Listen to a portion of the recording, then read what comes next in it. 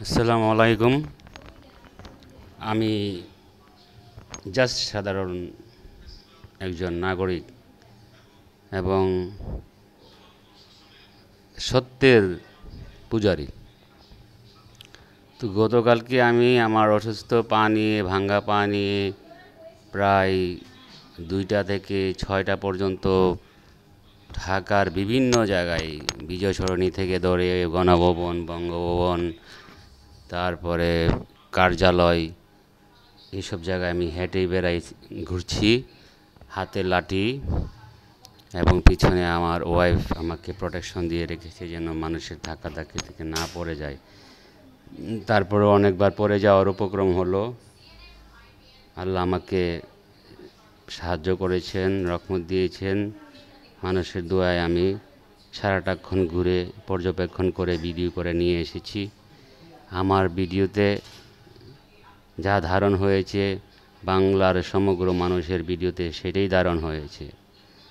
এখানে কার্যালয়ে থেকে ধরে বঙ্গভবন থেকে যে লুটপাট হয়েছে, এর মধ্যে ছাত্র জনতা বা সাধারণ আমাদের মতো শিক্ষিত সমাজ কাউকে আমি খুঁজে পাইনি। শুধু দেখেছি যারা রাস্তায় খেটে খাওয়া মানুষ, তারা এই সুযোগে সব কিছুই ভেঙে চুরে নিয়ে গিয়েছেন। কারণ তাদের ধারণা এই সুযোগ আমরা একটা জিনিস নিয়ে গেলে হয়তো বা এটা বিক্রি করে বেশ কিছু টাকা পাবো, তা দিয়ে পুঁজি খাটিয়ে হয়তো বা একটা পান সিগারেটের দোকান দেব। এগুলো হচ্ছে ওদের মেন্টালিটি বা ধারণা। থাকতেই পারে ক্ষোভের বহিঃপ্রকাশ। কারণ এই সরকার খেটে খাওয়া মানুষ, রাস্তার মানুষদেরকে জিম্মি করেও রাজনীতি পরিচালনা করিয়েছে। চাঁদা খায়নি এমন কোনো মানুষের কাছ থেকে, রিকশাওয়ালার কাছ থেকে ধরে, ফুটপাতের দোকান থেকে ধরে চাঁদা খাওয়া কোনো ব্যাপারই ছিল না। বর্তমানে এই সব উচ্ছেদ করতে হবে। আমাদের এই প্রত্যেকটা ঢাকা শহরের ফুটপাতের যে দোকানপাট বসে, তার জন্য আমাদের স্কুলের ছেলেমেয়েরা একটা রিস্কের মধ্যে থাকে। কারণ বড় আকারের কড়াইয়ের মধ্যে তেল গরম করে, ফুটন্ত তেল গরম করে যেখানে সিঙ্গারা পুরি বাজে, সেটা হচ্ছে আমাদের ছাত্র জনতার বা সাধারণ মানুষ যখন ফুটপাতে চলে কোনো না কোনোভাবে অ্যাক্সিডেন্টালি এই তেলে পুড়ে আহত নিহত হতে পারে। তাই এইগুলো দোকান ফুটপাতের উপর বসানো বিরত থাকতে হবে। এই ফুটপাতের উপর দোকান বসানোর হুতা হলো পুলিশ, সার্জেন্ট পুলিশ এবং এলাকার পুলিশ এবং আমাদের এই ছাত্র লীগ এবং যুবলীগ, আওয়ামী লীগ, তাদের ছত্রছায়ায় পুলিশ এইগুলো কার্যক্রম করে থাকেন এবং চাঁদা উঠিয়ে থাকেন। এইসব বন্ধ করতে হবে অতি সত্বর।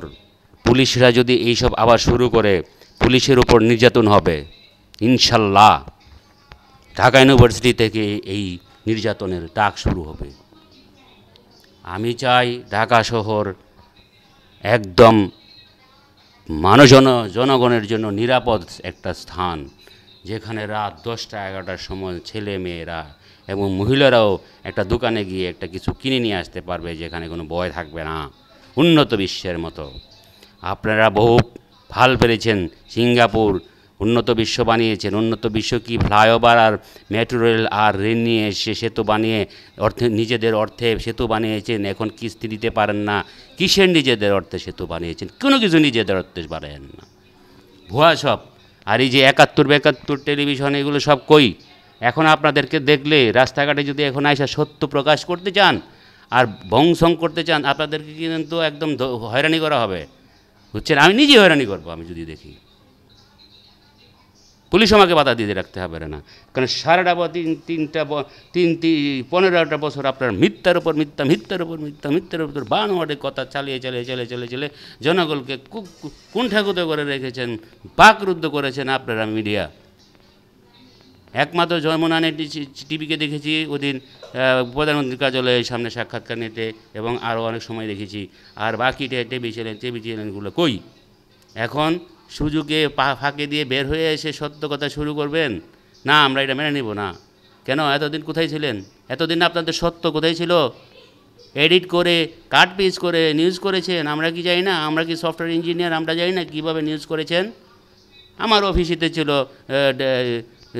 ইয়ে ভবনে, আমি বলবো না নাম, আপনাদের এখানে ৭১ চ্যানেলের কার্যক্রম আমি নিজে জানি। ভংসং দেখেন না, ৭১ টেলিভিশনকে আমি নিজে যদি পাই রাস্তাঘাটে, খবর আছে। কারণ এটাই, কারণ ১৫ বছর কী করেছেন, কি বলেছেন, কি সত্য কথা বলেছেন, সরকারের কি কার্যকলাপ, কি দুর্নীতির বিরুদ্ধে কথা বলেছেন আপনারা? শুধু সরকার নয়, সাধারণ একজন পুলিশ, একজন ছাত্র নেতা, একজন আওয়ামী লীগের নেতার বিরুদ্ধেও কথা বলতে পারেন নাই কেন? সাংবাদিকতা কি এটাই আপনাদের শিখাইছে? এনিওয়ে, সাবধান, সব সাংবাদিকতা কোনো রকমের মিথ্যাচার, কোনো রকম প্রপাগান্ডা ছাড়াইবেন, আর এটা যদি ধরা পড়ে তাহলে কিন্তু আপনাদের অবস্থা জনগণের মাধ্যমে প্রতিহত করা হবে। এখানে there is no police, don't come police, okay? এখনও দেশ গঠন করা হয়নি, পুলিশের কোনো এখানে ভূমিকাই নেই, জনগণ এখনও পাওয়ার নিয়ে আছে। আর আমাদেরকে আর্মি প্রোটেকশন দেবে, আর্মি আমাদের পিছনে থাকবে, আমরা বিচার করব অন্যায়ের। পুলিশের এখানে কোনো ভূমিকা নাই, পুঁ পুঁ পুঁ করে বা গাড়ি বাজায় এসে এখানে ধামসুম করবেন, একবারে বন্দুকের ব্যারেল ঢুকাই দেবেন পিছন দিয়ে। আল্লাহ হাফেজ।